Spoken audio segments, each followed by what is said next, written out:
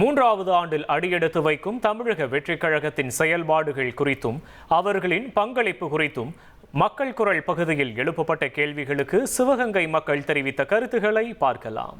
நல்ல ரிசல்ட் கிடைக்கும் தான் எதிர்பார்க்குறேன். தமிழ்நாட்டில் திராவிட கட்சி இருக்குது, 2 கட்சி இருக்குது. எத்தனையோ கட்சி உருவாகுது, காணாமல் போயிடுது. இல்லை கட்சியை சேர்த்து உருவாக்கிட்டு திராவிட கட்சியை போய் இணைச்சிடாங்க.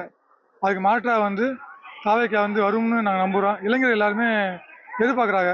2026 நல்ல ரிசல்ட் கிடைக்கும், நல்லா நடக்கும்னு எதிர்பார்க்குறோம்.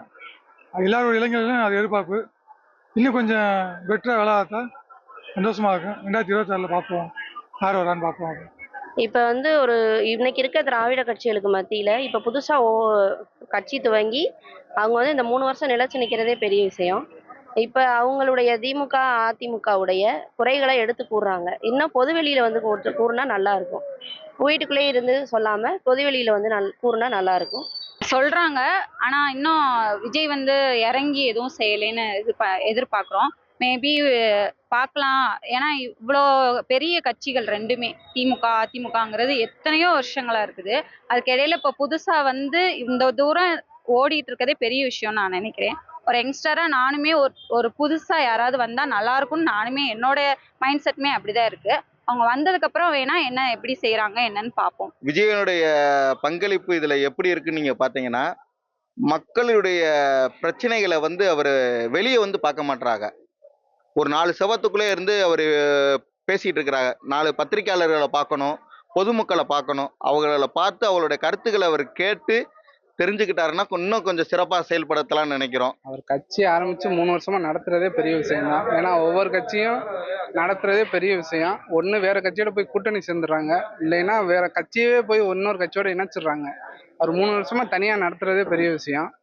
அதுபோக அவர் மத்திய அரசாங்கம் சரி மாநில அரசாங்கம் சரி எதா இருந்தாலும் அவங்க பண்ணுற தப்புகளை தைரியமாக சொல்கிறாரு. அதுவும் ஒரு நல்ல விஷயம்தான். அதை அவர் தைரியமாக வெளியில் சொல்லணும். ஒரு 4 செவத்துக்குள்ளே இருந்து சொல்லாமல் வெளியில் சொன்னால் இன்னும் நல்லாயிருக்கும். இதான் புதுசாக விஜய் கட்சி ஆரம்பிச்சிருக்காரு.